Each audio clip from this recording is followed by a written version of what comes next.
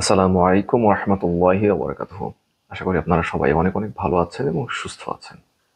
চলছে রমজান মাস। দেখতে দেখতে প্রায় ১০ দিন চলে যাচ্ছে। এই রমজান মাসে কি সঞ্চয় হলো? এই রমজান মাসে কেমন আমল হলো? এই রমজান মাসে আল্লাহ তাআলার রহমত কি পরিমাণ নিতে পারলাম? কেমন আল্লাহর সাথে সম্পর্ক তৈরি হলো? কতখানি আমাদের নিজেদের আত্মশুদ্ধি হলো? আল্লাহ তাআলা তো রমজান মাস আমাদেরকে দিয়েছেন যেন আমরা আল্লাহ তাআলার ভয় আমাদের ভেতরে প্রবেশ করতে পারি। এজন্যই তো আল্লাহ তাআলা বলেছেন লাআল্লাকুম তাত্তাকুন। এই যে রমজান মাস চলছে, আপনার পরনারীর প্রতি দৃষ্টিপাত করার অভ্যাস কি গিয়েছে? গান শোনা, টেলিভিশন দেখা, অহেতুক গল্পগুজব করা, এই স্বভাব কি আপনার কাছ থেকে দূরে গিয়েছে? কোরআনুল কারীম তিলাওয়াত করা, তাহাজ্জুদ পড়া, মসজিদমুখী হওয়া, আলেম ওলামাদের সাথে সুসম্পর্ক তৈরি করা, এই অভ্যাসগুলো কি আপনার মধ্যে তৈরি হয়েছে? আপনি কি আজানের সাথে নামাজ আদায় করতে মসজিদে যান? আপনি কি দান সদকার পরিমাণ বাড়িয়ে দিয়েছেন? আপনার মধ্যে জাহান্নামের ভয় কি জাগ্রত হলো? আমলের প্রতি কি আকাঙ্ক্ষা তৈরি হলো? যদি এগুলো তৈরি না হয়ে থাকে, আমি অনুরোধ করব, সময় কিন্তু চলে যাচ্ছে। এই যে রহমতের ১০ দিন চলে যাচ্ছে, কি পরিমাণ রহমত আমরা আল্লাহ তাআলার কাছ থেকে নিতে পারলাম? নিতে পেরেছি কি? কি আমল করতে পারলাম যার কারণে রব্বুল আলামিন আমাদেরকে তার রহমত দিয়ে আমাদেরকে পরিপূর্ণ করে দিবেন? আর আমরা যদি সেই আগের মতো থাকি, আগের লাইফস্টাইল, আগের অ্যাক্টিভিটিস, আগের মতো করে আমরা চলাফেরা করছি, তাহলে কি আমরা রমজান মাসে যথাযথভাবে রমজানের শিক্ষা ধারণ করতে পেরেছি? আপনাদের সবার প্রতি আমার অনুরোধ, আল্লাহর হস্তে ভাবুন, সময় চলে যাচ্ছে। চিন্তা করে দেখুন যে আপনার আশেপাশেই গত রমজান মাসে অনেক ইয়াং মানুষ জীবিত ছিল। আপনার বয়সী অথবা আপনার থেকে ছোট অনেকেই জীবিত ছিল, কিন্তু এই রমজান মাসে তারা নেই। কি গ্যারান্টি আছে আপনি আগামী রমজান মাস পাবেন আর ইবাদত করে রব্বুল আলামিনের কাছে আপনার গুনাহগুলো মাফ করিয়ে নিবেন? রমজান মাস চলে যাচ্ছে। এই রমজান মাস হয়তো আর কখনোই আসবে না। আপনার জীবনে হয়তো কখনো আসবে না। এই যে যারা ইন্তেকাল করছেন, তারা প্রত্যেকেই ভাবেন সামনের রমজান মাস হয়তো আমি পাবো। কিন্তু মানুষ তো ইন্তেকাল করছেন। সেই লিস্টে আপনি আমি নেই, এই কথা কি করে বুঝলাম? তাই আসুন, আমরা আজকে নিজেকে নিয়ে ভাবি। এই রমজান মাস চলে যাচ্ছে, ১০ দিন প্রায় পার হতে চলেছে। আমাদের কি পরিবর্তন হলো? যদি সেই পরিবর্তন না হয়, তাহলে ইফতারের আগে বসুন, সাহরির আগে বসুন, তারাবির পরে বসুন, রব্বুল আলামিনের কাছে ২ হাত তুলে কান্না করুন, ক্ষমা চান। রব্বুল আলামিন দয়াময়, আল্লাহ তাআলা ক্ষমাশীল, আল্লাহ তাআলা মাফ করে দিবেন। এই রমজান মাস হেলায় কাটিয়েন না। রমজান মাস এত দামি শুধু কোরআনুল কারীমের কারণে। আপনি এই রমজান মাসে কি পরিমাণ তেলাওয়াত করেছেন?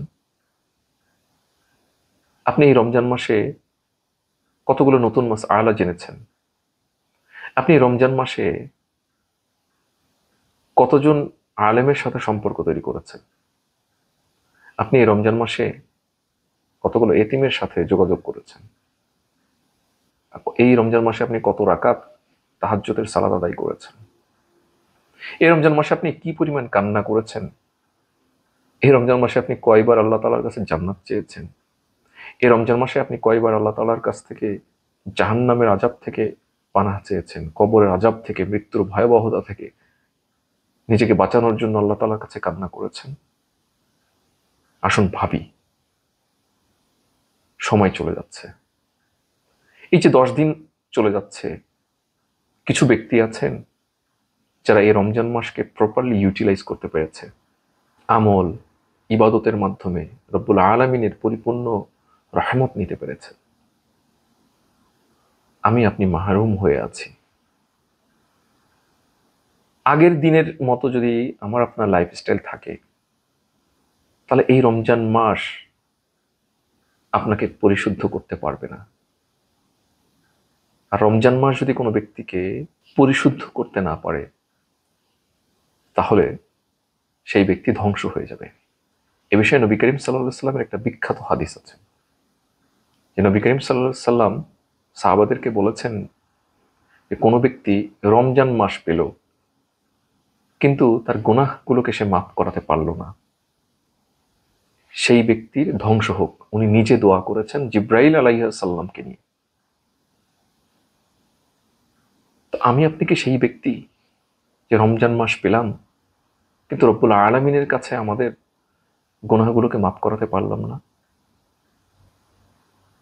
রমজান চলে যাচ্ছে, রহমতের 10 দিন চলে যাচ্ছে।